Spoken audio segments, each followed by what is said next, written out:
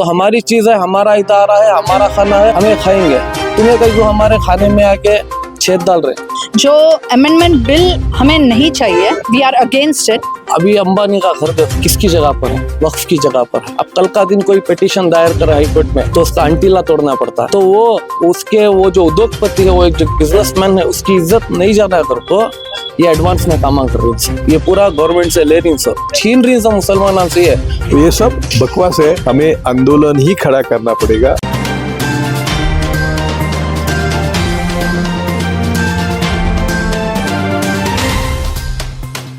वो तब तक डट से तय नहीं करेंगे तो ये बिल पास होने वाला। बताएंगे कि बहुत चेंजेस किए हैं, अभी वो बहुत अच्छा बिल है, सबके हित में है। मोदी, शाह और आरएसएस के लोग सबका हित कर ही नहीं सकते। आज तक किया है कि 10 साल में, तो वो कभी कर ही नहीं सकते। तो ये सब बकवास है, हमें आंदोलन ही खड़ा करना पड़ेगा। ये अमेंडमेंट बिल पास करने की वजह से मुसलमानों की तरक्की हो सकती है। तो 10 साल में किए ना, ऐसे क्या करते? प्रधानमंत्री ने 10 साल में मुसलमानों की बहुत प्रगति करी है, कल्याण किया है, और सब देश का किया है, मुसलमानों का ही नहीं। तो सभी जो ब्राह्मण छोड़ के बाकी सभी हिंदू है, उनका भी कल्याण किया। क्या इसे ठोस कदम उठा सकते हैं सर इस बिल को रोकने के लिए? कुछ नहीं, आंदोलन। वो जो एमपी है, उनके घर के सामने बैठना पड़ेगा। जो मोदी को सपोर्ट करने वाले चंद्रबाबू नायडू है, नीतीश कुमार है, उनके एमपी के घर घेरा डालना पड़ेगा। तुम्हारा हम शीशु बंद कर देंगे, तुम कैसे जाते पार्लियामेंट देखेंगे। इस देश में हजारों सालों से ब्राह्मणों का राज चल रहा है। मुगलों के राज में भी ब्राह्मण सत्ता पर थे, औरंगजेब के इसके सबके सत्ता में थे। और दुनिया का इतिहास देखेंगे तो हिटलर ने देश बर्बाद किया, लेकिन वो आज टॉप पर है। मुसोलिनी ने देश बर्बाद किया, वो देश टॉप पर है। जापान को अमेरिका ने बर्बाद किया, वो देश टॉप पर है। हम क्यों? हमारे ऊपर तो ऐसी कोई आपत्ति आई नहीं। हमारी आपत्ति है हमारी वर्ण व्यवस्था और हमारी जाति व्यवस्था, उसके कारण हम विकास नहीं कर सकते। ವಕ್ಫ್ ಬೋರ್ಡ್ ಬಿಲ್ ಅನ್ನು ಪಾಸ್ ಮಾಡುವಂತಹ ಒಂದು ನಿಲುವಳಿಯನ್ನು ಇವತ್ತು ನಾವು ಖಂಡಿಸಿ, ನಾವು ಅದರ ವಕ್ಫ್ ಬೋರ್ಡಿನ ನಮ್ಮ ರೀತಿ ರಿವಾಜಗಳ ಪ್ರಕಾರ ಮುಂದೆ ನಡ್ಕೊಂಡು ಹೋಗಬೇಕು. ಇದು ಕೇಂದ್ರ ಸರ್ಕಾರ ಮುಸಲ್ಮಾನರ ಮೇಲೆ ಒಂದು ಏನು ಪದೇ ಪದೇ ಹೊರೆಯನ್ನು ಹಾಕ್ತಾ ಇದೆ.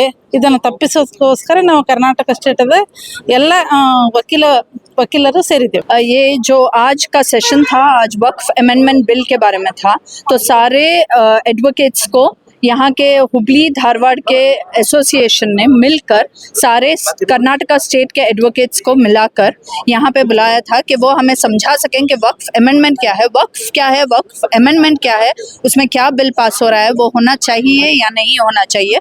और इसी के बारे में हमें समझाया गया।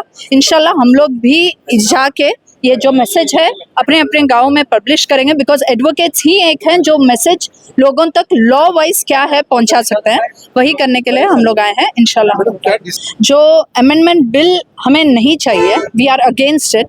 हम बस ये लोगों तक मैसेज पहुंचाना चाहते हैं। ये जो है ये सिर्फ एक मिसयूज की तरह हो रहा है, लोगों को प्रवोक करने के लिए हो रहा है, ताकि दंगा फसाद हो या फिर झगड़े हो।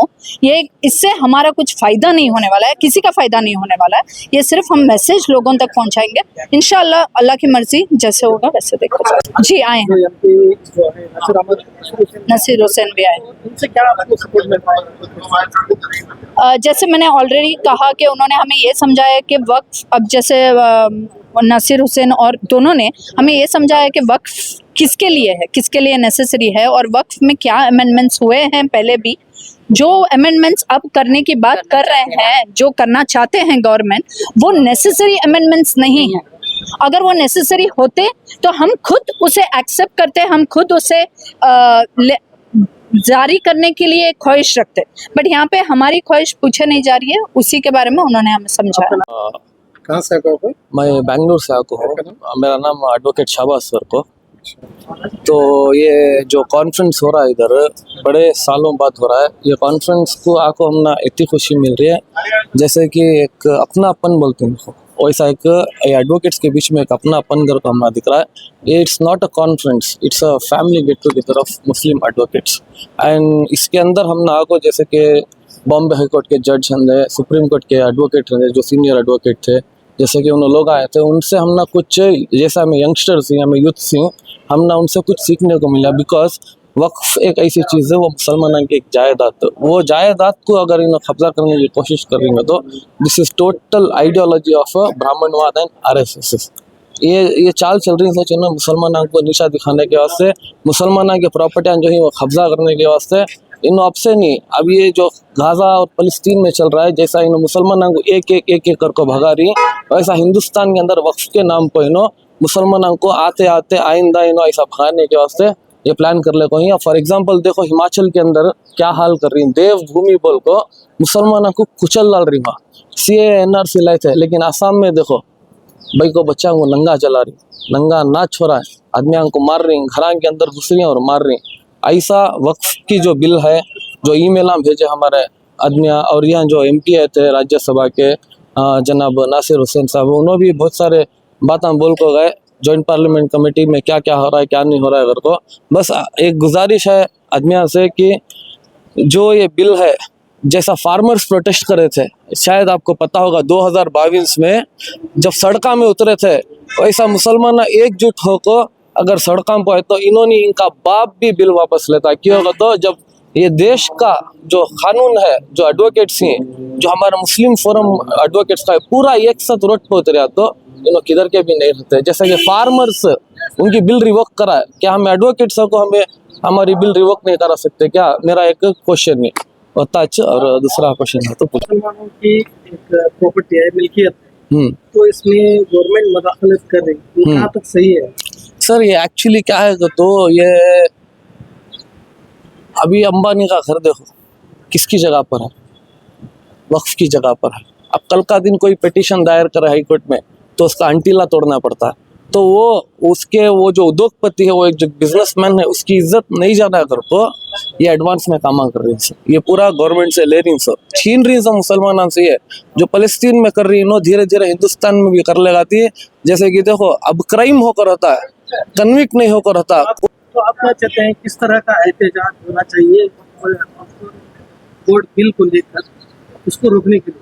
उसको रोकने के लिए जैसा पहले था, जैसा पहले चलने काले को था, उसमें थोड़े रिफॉर्म्स लो।